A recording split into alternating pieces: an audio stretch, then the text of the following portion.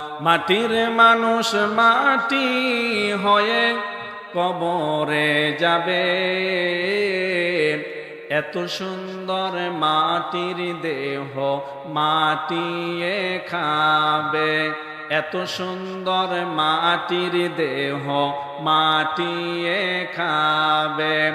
অমন চিন্তা করো না, কবরে নাই খাট পালঙ্ক, নাই রে বিছানা, সারা জীবন বালিশ সারা থাকিতে হবে।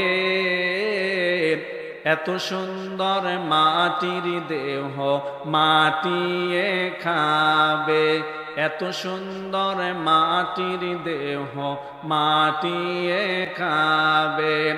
অমন ভেবে দেখো না,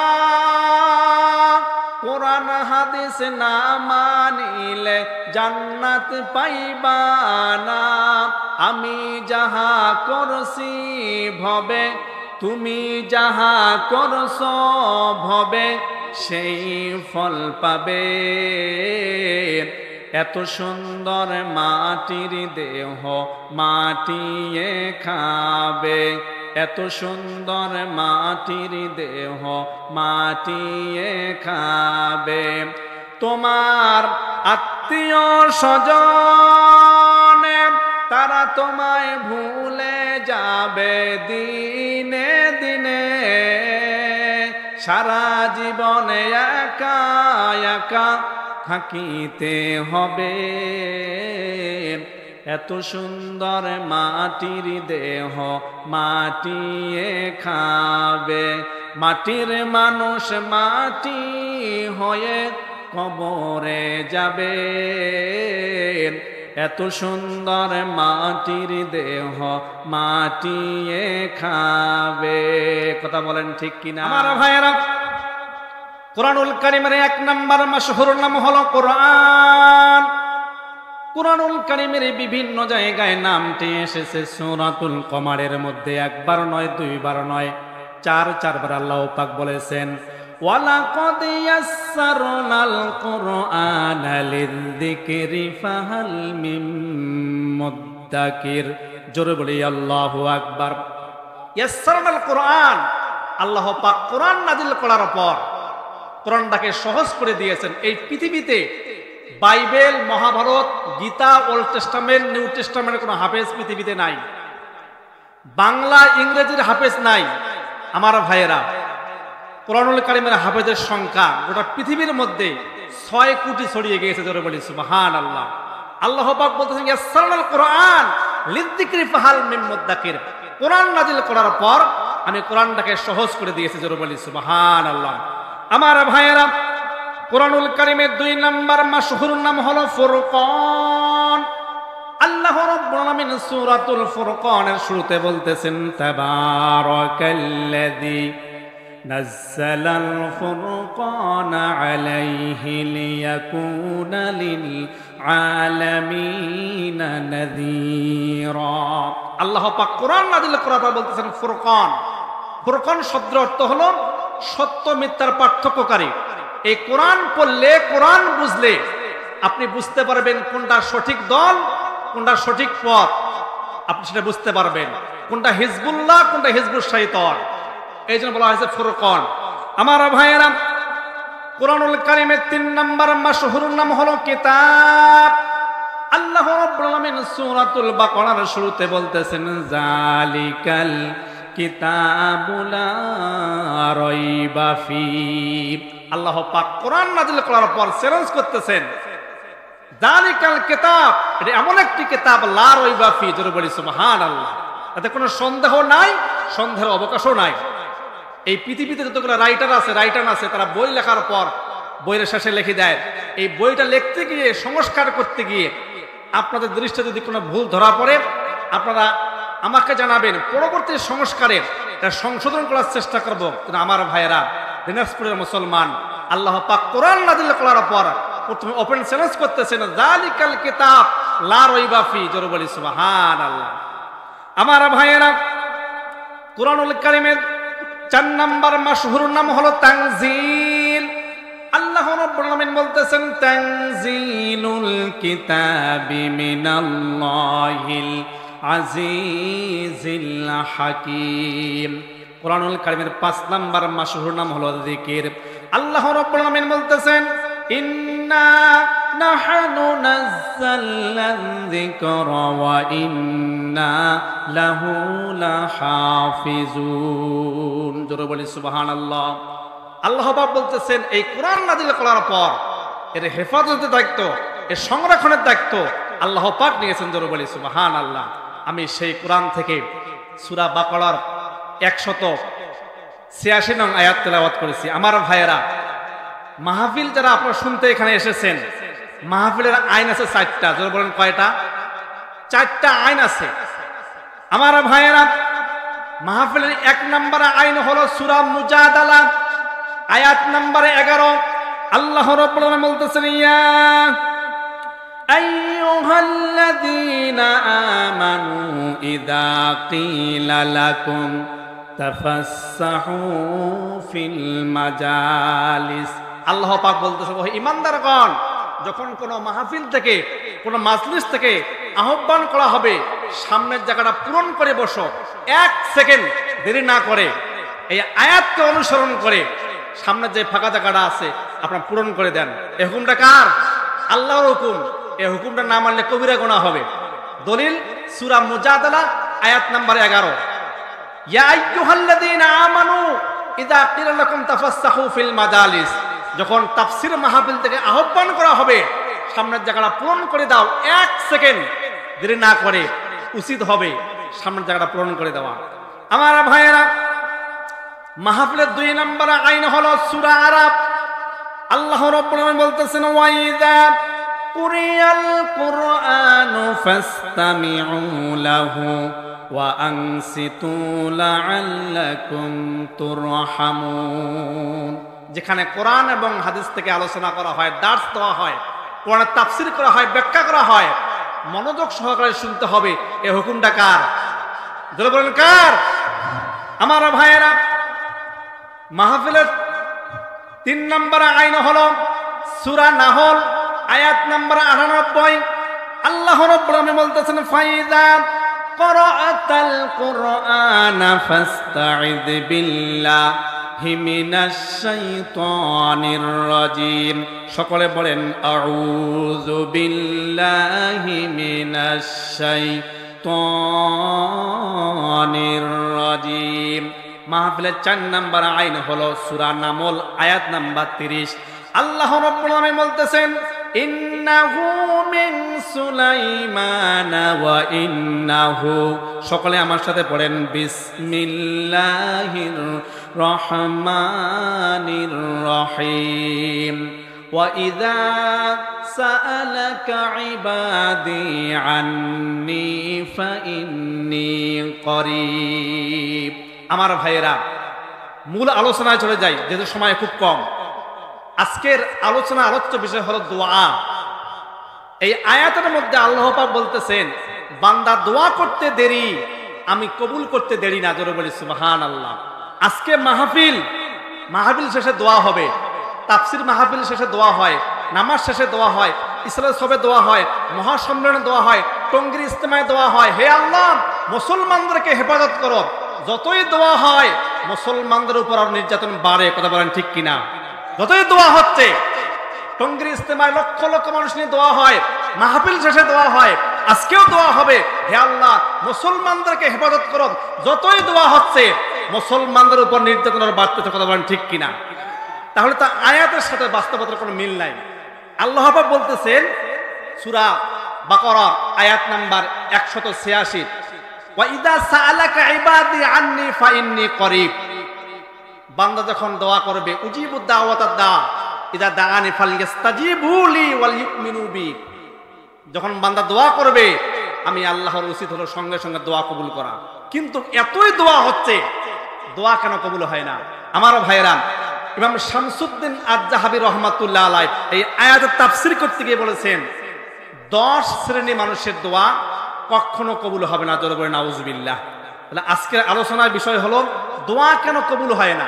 এত দোয়া হয়, দোয়া কেন কবুল হয় না?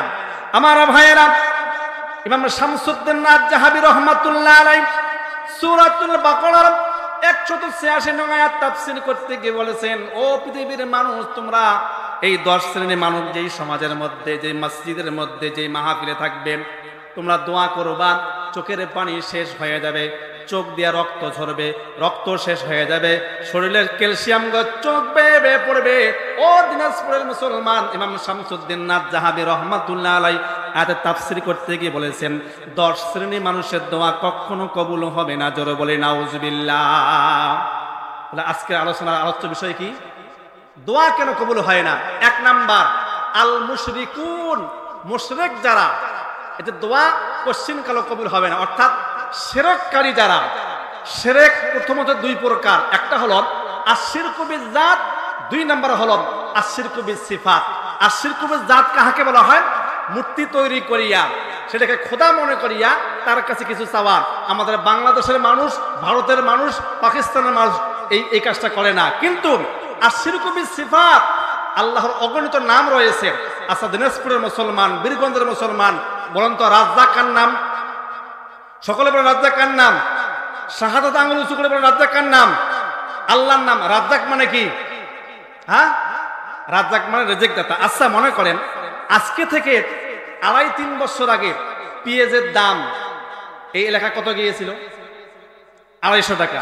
আচ্ছা, মনে করেন আপনাদের পাশের বাজার জামতলি বাজার, এখানে 2 জন লোক পেঁয়াজ কিনতেছে, আর একজন মুরব্বী পান চাওয়াইতেছে আর খিলখিল করে হাসতেছে। ওনার ধারণা পেঁয়াজের দাম যদি 500 টাকা হয়, আমার কোনো আপত্তি নাই, আমার এক ছেলে ইতালির থাকে, প্রতি মাসে 2 লক্ষ করে টাকা বাড়ায়, আমার ছেলেটার লক্ষ্মী সন্তান। জোরবে নাউজুবিল্লাহ। আরেকবার জোরবে নাউজুবিল্লাহ। আরেক চাচা, মুরব্বী চাচা পান চাবাইতেছে আর খিলখিল করে হাসতেছে। চাউলের দাম যদি 100 টাকা হয়, পেঁয়াজের দাম যদি 500 টাকা হয়, আমার কোনো আপত্তি নাই, আমার কোনো সমস্যা হয় না। আমার বাড়িতে একটা গাভী আছে, লক্ষ্মী গাভী। এই গাভী প্রতিদিন 18 লিটার করে দুধ দেয়। আমার এই গাভী যদি না থাকতো, আমার কি যে সমস্যা হইতো। জোরবে নাউজুবিল্লাহ। আপনি রাজ্জাকের সঙ্গে শিরক করলেন। আমার ভাইয়েরা, কিয়ামতের দিন মুসিবতের সময় একদল লোককে জান্নাতে যাওয়ার নির্দেশ দেওয়া হবে। জান্নাতে যাওয়ার পর, ও দিনাজপুরের মুসলমান গভীর মনোযোগ দিবেন, জান্নাতে যাওয়ার পর জান্নাতের সব নিয়ামত দেখানো হবে। দেখানোর পর আবার জান্নাত থেকে ফেরত নিয়ে আসা হবে।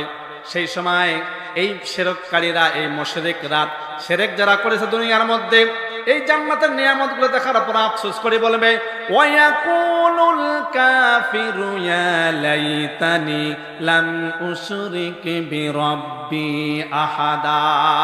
হায় আফসোস, আমরা যদি দুনিয়াতে রবের সাথে যদি শিরক না করতাম। শিরক এমন একটা মারাত্মক গুনাহ, ইন্না শিরকা লা যুলমুন আযীম। যতগুলো গুনাহ আছে তার মধ্যে সবচাইতে মহা বড় গুনাহ হলো শিরকের গুনাহ। তবে নাউজুবিল্লাহ। আমার ভাইয়েরা, শিরক যারা করবে এদের জন্য জান্নাত হারাম। দলিল সূরা মায়েদা আয়াত নাম্বার 72। আল্লাহ রাব্বুল আলামিন বলতেছেন, ইন্নাহু মাইয়ুশরিক বিল্লাহি ফাকাদ হারামাল্লাহু আলাইহিল জান্নাহ। শিরক যারা করবে এদের জন্য জান্নাত হারাম। জোরে বলি নাউজুবিল্লাহ।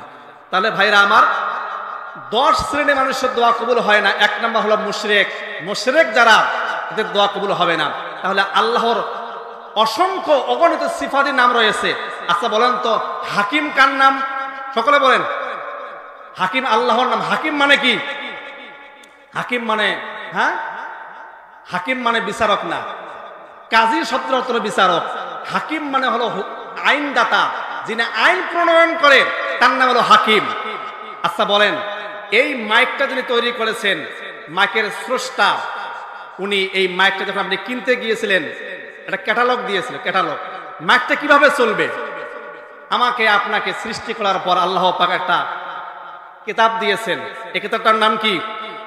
হ্যাঁ, আচ্ছা মনে করেন আপনাদের পাশের বাজার, এই আসরের পর কিছু মুরব্বী মাইক নিয়ে যা বলতেছেন, আলা লাহুল খলক ওয়াল আম, সৃষ্টি যার, আইন চলবে তার। কিছু তেলতালা মুরব্বী মসজিদ থেকে বের হয়ে বলতেছে, ইসলাম শেষ রে, ইসলাম শেষ।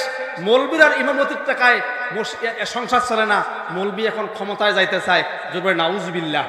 আর একবার জোরে বলেন নাউজুবিল্লাহ। আপনি হাকিমের সঙ্গে শিরক করলেন। নামাজ পড়ে, হজ করে, যাকাত দেয়, আল্লাহর জমিনে কোরআন দিয়ে রাষ্ট্র পরিচালনা হোক, এটা শুনতে চায় না। এটা বলা হয় তাগুত। কি বলা হয়? তাগুত।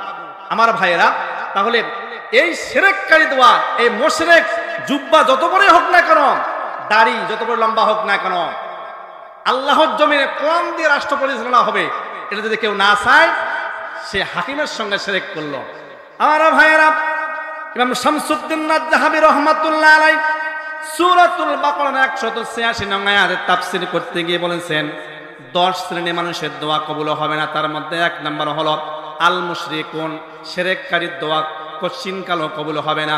আমার ভাইয়েরা, 2 নম্বর হলো আকিলুনার রিবা, সুদখোরের দোয়া কখনো কবুল হবে না। ও দিনাজপুরের মুসলমান, এই এলাকার মধ্যে সুদখোর আছে না নাই? জোরে বলেন আছে না নাই? সুদ যারা খায় এরা আল্লাহর শত্রু, আল্লাহর দুশমন, নবীজির দুশমন। এটাকে সাফাত জোরে বললাম না, দলিল আছে। আমার ভাইয়েরা, আল্লাহ রাব্বুল আলামিন বলতেছেন, ইয়া আইয়ুহাল্লাযীনা আমানু তাকুল্লাহা ওয়া যারু মা বাকিয়া মিনার রিবা ইন কুনতুম মুমিনিন। আল্লাহ রাব্বুল আলামিন বলতেছেন, ও ঈমানদারগণ, তোমরা আমি আল্লাহকে ভয় করো। ওয়া যারু মা বাকিয়া মিনার রিবা, তোমরা লাভের জন্য যে টাকাগুলো এলাকার মধ্যে ছড়িয়ে দিয়েছো, সুদের জন্য লাভের জন্য যে এলাকার মধ্যে টাকাগুলো ছড়িয়ে দিয়েছো, তোমরা ওয়াজারু মা বাকিয়া মিনার রিবা, সমস্ত টাকাগুলো তোমরা ছেড়ে দাও। ইন কুনতুম মুমিনিন, যদি তোমরা মুমিন হয়ে থাকো। ও দিনাজপুরের মুসলমান, এই হুকুমটা কার? জোরে বলেন কার? তারপরে যদি কেউ সুদ না বাদ দেয়, তারপরে যদি কেউ সুদ খায়, সুদের সঙ্গে লেনদেন করেন, সুদ ভিত্তিক অর্থনৈতিক ব্যবস্থা চালু হবে, এই পক্ষে যারা সিল মারবে, আল্লাহ পাক বলতেছেন, তারপরে কি বলতেছেন? ফা ইল্লাম তাফআলু ফাআযানু বিহারবিন মিনাল্লাহি ওয়া রাসূলিহি। 1 দিরহাম, 1 টাকা যে সুদ খাবে, সঙ্গে সঙ্গে আল্লাহ এবং রাসূলের বিরুদ্ধে যুদ্ধ ঘোষণা করে। জোরে বলেন নাউজুবিল্লাহ। আর একবার জোরে বলেন নাউজুবিল্লাহ। ভয়ঙ্কর কথা। ফা ইল্লাম তাফআলু ফাআযানু বিহারবিন মিনাল্লাহি ওয়া রাসূলিহি। কোন হাজি, কোন ইমাম সাহেব, কোন চেয়ারম্যান, কোন মাতব্বর, মসজিদের সভাপতি, সেক্রেটারি, রাষ্ট্রপ্রধান হোক না কেন, কিন্তু যদি সুদ খায় 1 টাকা 1 দিরহাম, এর সঙ্গে সঙ্গে আল্লাহর বিরুদ্ধে যুদ্ধ ঘোষণা করে। জোরে বলেন নাউজুবিল্লাহ। এখান থেকে শেষ নয়, আল্লাহ রাব্বুল আলামিন বলতেছেন, আল্লাযী ইয়াকুলুনার রিবা লা ইয়াকুমুনা ইল্লা কামা ইয়াকুমুল্লাযী ইয়াতাখাব্বাতুহুশ শাইতানু মিনাল মাস। আমার ভাইয়েরা, দুনিয়ার মধ্যে সম্মান ছিল, হাত ছিল, পা ছিল, মসজিদের সভাপতি, ইউনিয়নের চেয়ারম্যান, এমপি, মন্ত্রী, রাষ্ট্রপ্রধান। আমার ভাইয়েরা, দুনিয়ার মধ্যে সুদ খাওয়ার কারণে কিয়ামতের দিন মুসিবতের সময় ইয়াতাখাব্বাতুহুশ শাইতানু মিনাল মাস, পাগল অবস্থায় এদেরকে উঠানো হবে। জোরে বলেন নাউজুবিল্লাহ। আমার ভাইয়েরা, তাহলে দোয়া কেন কবুল হয় না? আকিলুনার রিবা, সুদ করে যেই সমাজের মধ্যে বসবাস করবে, সুদ করে আল্লাহর শত্রু, মুসলমানের শত্রু, জমিনের শত্রু, ইমানদারের শত্রু। আমার ভাইয়েরা, 1 দিরহাম 1 টাকা যদি কেউ সুদ খায়, ফা ইল্লাম তাফআলু ফাআযানু বিহারবিন মিনাল্লাহি ওয়া রাসূলিহি, সে সঙ্গে সঙ্গে আল্লাহ এবং রাসূলের বিরুদ্ধে যুদ্ধ ঘোষণা করে। জোরে বলেন নাউজুবিল্লাহ। আর একবার জোরে বলেন নাউজুবিল্লাহ। আল্লাহ রাব্বুল আলামিন কোন এলাকার মধ্যে, কোন রাষ্ট্রের মধ্যে, কোন সম্প্রদায়ের মধ্যে গজব দিতে চান না, কিন্তু রাষ্ট্রের মধ্যে, যে এলাকার মধ্যে 2টা পাপ ছড়িয়ে পড়বে, ইযা যহরাতিজ জিনা ওয়ার রিবা, জিনা এবং সুদ যে এলাকার মধ্যে চালু থাকবে, ক্বাদ আহাল্লু বিআনফুসিহিম আযাবাল্লাহ, এই জিনা এবং সুদের পাপগুলো আসমান থেকে গজবগুলোকে টেনে নিয়ে আসে। জোরে বলে নাউজুবিল্লাহ। আর একবার জোরে বলে নাউজুবিল্লাহ। মারাত্মক কথা। ক্বাদ আহাল্লু বিআনফুসিহিম আযাবাল্লাহ, আল্লাহ পাক কোন এলাকার মধ্যে গজব দিতে চান না, ভাইরাস দিতে চান না, মহামারী দিতে চান না, দুর্ভিক্ষ দিতে চান না, কিন্তু যে এলাকার মধ্যে জিনা এবং সুদের পাপ ছড়িয়ে পড়বে, সুদ ভিত্তিক অর্থনৈতিক ব্যবস্থা চালু হবে, সেই এলাকার মধ্যে কদ আহাল্লু বিআনফুসিহিম আযাবাল্লাহ, পাপগুলো আসমান থেকে গজবগুলোকে টেনে নিয়ে আসে। যদি বলি নাউজুবিল্লাহ। আমার ভাইয়েরা, ইমাম শামসুদ্দিন আয-যাহাবী রাহমাতুল্লাহ আলাইহি বলেছেন, দোয়া কেন কবুল হয় না? এক নম্বর আল মুশরিকুন, মুশরিক যারা, এদের দোয়া কখনো কবুল হবে না। ও দিনাজপুরের মুসলমান, দুই নাম্বার হলো আকিলুনার রিবা, সুদখোরের দোয়া কখনো কবুল হবে না। ব্যাখ্যা দিতে গেলে আরো সময় লাগবে, আমি সংক্ষিপ্ত বলতেছি। তিন নাম্বার হলো উকুকুল ওয়ালিদাইন, পিতা মাতার অবাধ্য সন্তান। আমার ভাইয়েরা, নামাজ পড়ে, হজ করে, যাকাত দেয়, কিন্তু মা বাবার সাথে ভালো সম্পর্ক নাই, এরকম কুলাঙ্গার সন্তান আছে না নাই? নামাজ পড়তে পড়তে সাদা চামড়াটা কালো হয়ে গিয়েছে, হজ করে, যাকাত দেয়, শহরে বাড়ি করেছে, লেখাপড়া করে, অনেক শিক্ষিত হয়েছে, হায়ার এডুকেটেড, সমাজের মধ্যে সম্মানীয় ব্যক্তি উনি, শহরে থাকে, মা বাবার সাথে ভালো সম্পর্ক নাই।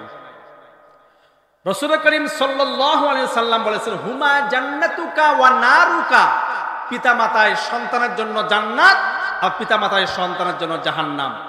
আমার ভাইয়েরা, সাহাবায়ে ইকরাম এর ব্যাখ্যা বুঝতে পারে নাই, প্রশ্ন করা হয়েছে, ইয়া রাসূলুল্লাহ, ইয়া হাবিবাল্লাহ, পিতা মাতা সন্তানের জন্য জান্নাত, আর পিতা মাতায় সন্তানের জন্য জাহান্নাম, এর ব্যাখ্যা কি? আমরা তো কিছুই বুঝতে পারলাম না। আল্লাহ রাসূল সাল্লাল্লাহু আলাইহি সাল্লাম বলেছিলেন, ও আমার সাহাবায়ে ইকরাম, তাদের পিতা মাতা দুনিয়ার মধ্যে জীবিত আছে, খেদমত করে, সেবা করে, মন সন্তুষ্ট যারা করতে পেরেছে, এদের জন্যই হলো জান্নাত। জোরে বলি সুবহানাল্লাহ।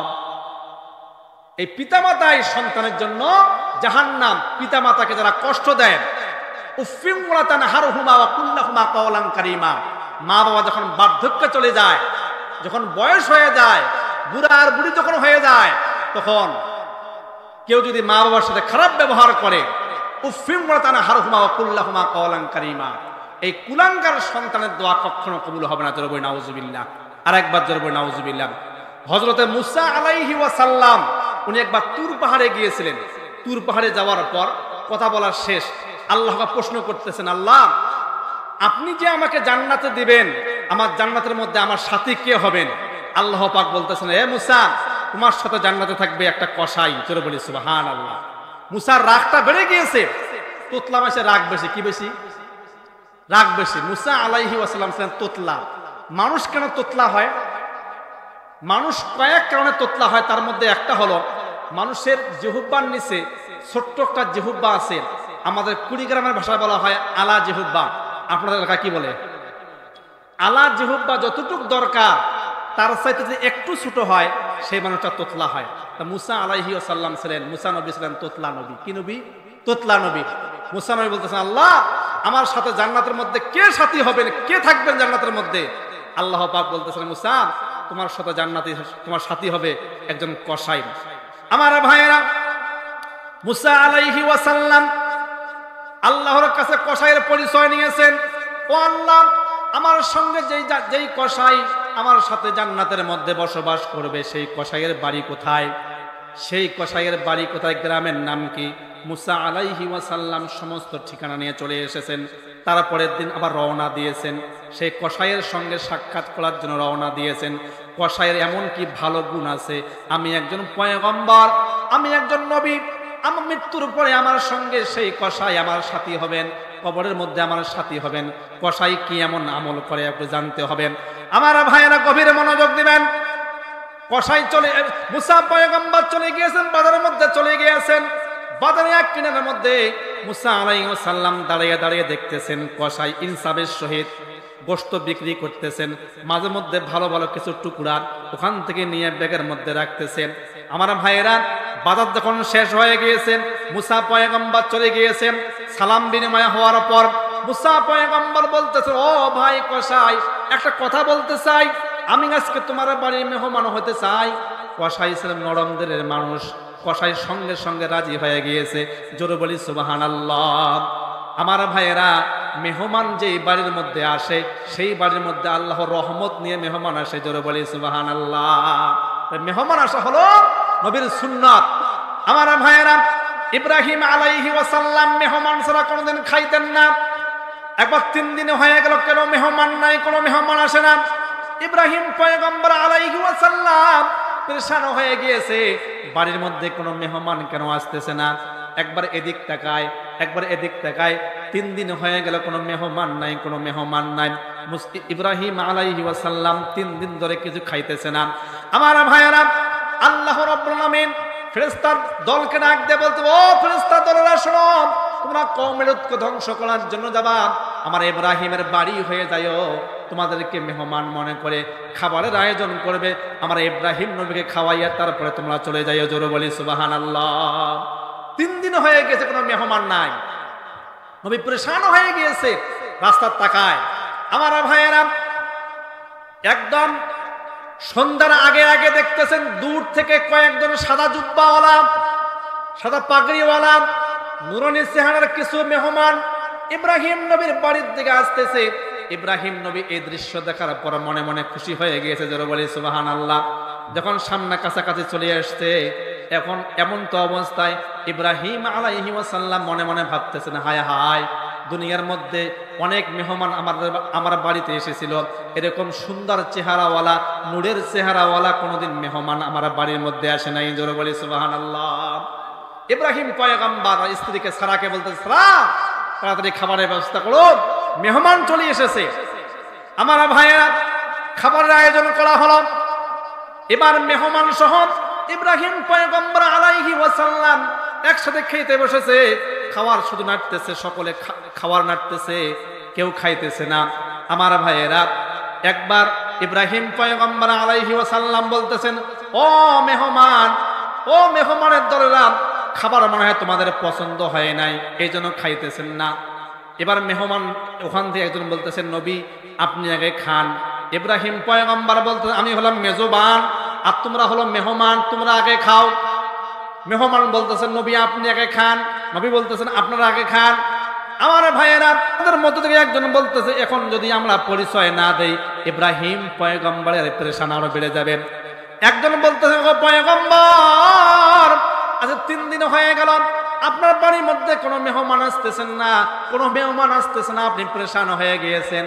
আমরা কওমের লূতকে ধ্বংস করার জন্য যাইতেছিলাম, আল্লাহ পাক আমাদেরকে অর্ডার করেছিল, আমার ইব্রাহিমের বাড়ি হয়ে যায়ও, তোমাদেরকে মেহমান মনে করে খাবারের আয়োজন করবে, আমার নবীকে খাওয়াইয়া তারপরে তোমরা চলে যাইও। জোরে বলি সুবহানাল্লাহ। ওরা ছিল কি? ফেরেশতার দল। আমার ভাইয়েরা, মুসা আলাইহিস সালাম বলতেছেন, ওগো ভাই কসাই, আমি আজকে তোমার বাড়ি মেহমান হইতে চাই। কসাই রাজি হয়ে গেল। কসাই এবং ইব্রাহিম, মুসা পয়গম্বর রওনা দিয়েছেন। কিছু দূর যাওয়ার পর যখন বাড়ির সামনে চলে গিয়েছেন, কসাই ডাক দিয়ে বলতেছেন, ও ভাই মুসাফির, আপনি একটু বাইরে থাকেন, আমি একটু ভিতর থেকে আসি, বাড়ির কি অবস্থা আমি একটু দেখে আসি। আমার ভাইয়েরা, তাফসীরের মধ্যে উল্লেখ করা হয়েছে, কসাই বাড়িতে চলে যাওয়ার পর 4 ঘন্টা চলে যায়, তারপর কসাই বাড়ি থেকে আসে না। এবার মুসা আলাইহিস সালাম, তুতলা নবী রাগ অনেক বেশি, রেগে গিয়েছেন। একবার এদিক যায়, একবার এদিক যায়, ফেরত আসতেছে না।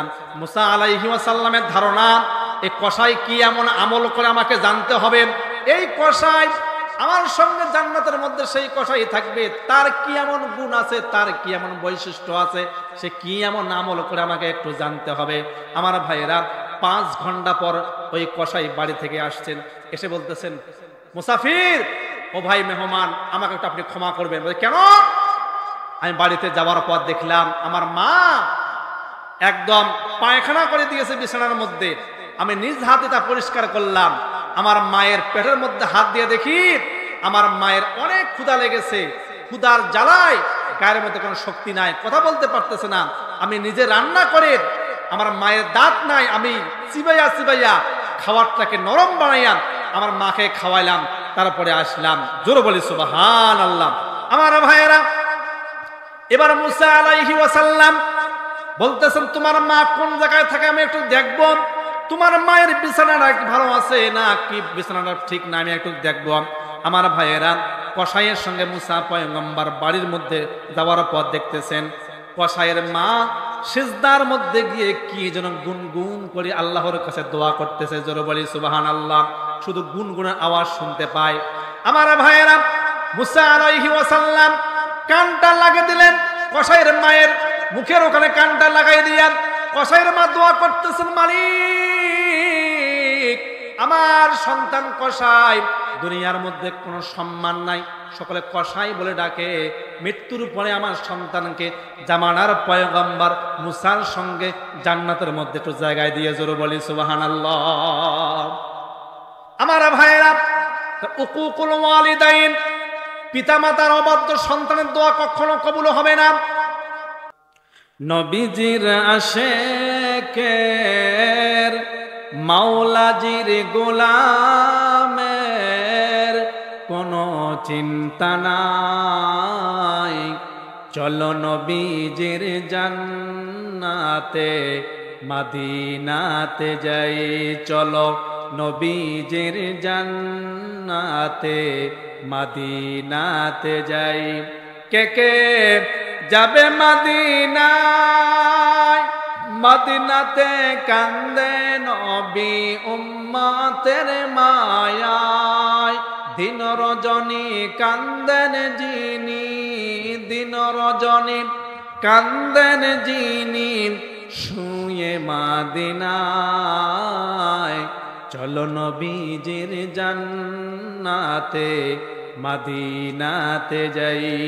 আমার ভাইয়েরা, আপনারা আজকে এখানে মাহফিল শুনতে এসেছেন, হাসরের ময়দানে এখন জান্নাতের মধ্যে একটা সমাবেশ হবে, বিশাল সমাবেশ, বিশাল সমাবেশ হবে। সে সমাবেশের মধ্যে একজন ঘোষক ঘোষণা করবেন, ও জান্নাতি বান্দারা বান্দিরা, তোমরা দুনিয়াতে কে কে গান শোনো নাই, একটু হাত তোলো, জোরে বলি সুবহানাল্লাহ। একজন ঘোষক ঘোষণা করবেন, ও জান্নাতি আল্লাহর বান্দা বান্দিরা, তোমার দুনিয়ার মধ্যে কে কে গান শোনো নাই, একটু হাত তোলো। সেদিন জান্নাতীরা সকলে হাত তুলবে, আল্লাহ আমরা কোনোদিন দুনিয়ার মধ্যে গান শুনি নাই, জোরে বলি সুবহানাল্লাহ। একজন ঘোষক ঘোষণা করবেন, আজকে তোমাদেরকে বিশ্ব কণ্ঠশিল্পীর দ্বারায় গান শোনানো হবে। জান্নাতীরা আশ্চর্য হয়ে যাবে, আজকে গান শোনানো হবে। হ্যাঁ, ডাক দেওয়া হবে বিশ্ব কণ্ঠশিল্পী দাউদ পয়গম্বরকে। দাউদ পয়গম্বর আল্লাহ রাব্বুল আলামিন এত সুন্দর কণ্ঠ দিয়েছিলেন, এত সুন্দর কণ্ঠ দিয়েছিলেন। যখন আতাইনা দাউদা জাবুরা, দাউদ পয়গম্বর যখন জাবুর কিতাব তেলাওয়াত করতেন, আকাশের উড়ন্ত পাখিগুলো থমকে দাঁড়িয়ে যেত, জোরে বলি সুবহানাল্লাহ। আমার ভাইয়েরা, দাউদ পয়গম্বর যখন কোন সমুদ্রের কিনারায় কিংবা কোন নদীর কিনারায় গিয়ে জাবুর কিতাব তেলাওয়াত করত, একদম সমুদ্রের নদীর মাছগুলো দাউদ পয়গম্বরের কণ্ঠে তেলাওয়াত শোনার জন্য একদম কিনারায় আসতো, জোরে বলি সুবহানাল্লাহ। আমার ভাইয়েরা, দাউদ পয়গম্বর যখন তেলাওয়াত করতেন জাবুরের কিতাব, এমনকি গর্তের পিপলিকা পর্যন্ত দাউদ পয়গম্বর তেলাওয়াত শোনার জন্য গর্ত থেকে বের হয়ে আসত, সাপগুলো বের হয়ে আসত, বনের হিংস্র প্রাণীরা পর্যন্ত দাউদ পয়গম্বরের কাছাকাছি চলে আসত। দাউদ পয়গম্বরকে ডাক দেওয়া হবে, ও পয়গম্বর দাউদ এদিকে আসেন। দাউদ পয়গম্বর স্টেজের মধ্যে চলে আসবে। এবার দাউদ পয়গম্বরকে ঘোষণা করা হবে, ও গো পয়গম্বর আপনি একটু গান শোনান, সুবহানাল্লাহ বলেন। দাউদ পয়গম্বরকে বলা হবে, আপনি একটু গান শোনান। দাউদ পয়গম্বর আলাইহি ওয়াসাল্লাম উনি বলবেন, আমি কি গান শোনাবো? একজন ঘোষক ঘোষণা করবেন, শেষ নবীর উপর যে কিতাব অবতীর্ণ করা হয়েছিল মহাগ্রন্থ কোরআনুল কারীম থেকে আপনি গান শোনান। আমার ভাইয়েরা, সেদিন দাউদ পয়গম্বর বলবেন, সেই কিতাবের মধ্যে সূরা আছে 114টা, আমি কোন জায়গা থেকে শোনাবো? একজন ফেরেশতা ঘোষণা করবেন, ওগো পয়গম্বর দাউদ আপনি একটু তাহা থেকে তেলাওয়াত করে শোনান। আমার ভাইয়েরা গভীর মনোযোগ দিবেন। দাউদ পয়গম্বর আউযু বিল্লাহি মিনাশ শাইতানির রাজীম বিসমিল্লাহির রহমানির রহিম বলে যখন তেলাওয়াত শুরু করবে, তাহা মা আনসালনা আলাইকাল কুরআনা লিতাশকা, জান্নাতীগুলো শুধু দুলতে থাকবে, দুলতে থাকবে, দুলতে থাকবেন। ও দিনাজপুরের মুসলমান, পাশে যদি কোনো মাদ্রাসা থাকে, হাফেজি মাদ্রাসা, গভীর রাত্রে কিংবা সকাল সন্ধ্যায় দেখবেন ছাত্ররা কোরআন শরীফ পড়তেছে, ইয়াসিন ওয়াল কুরআনিল হাকিম, পরে আদ দোলে, পরে আদ দোলে। কথা বলেন ঠিক কিনা?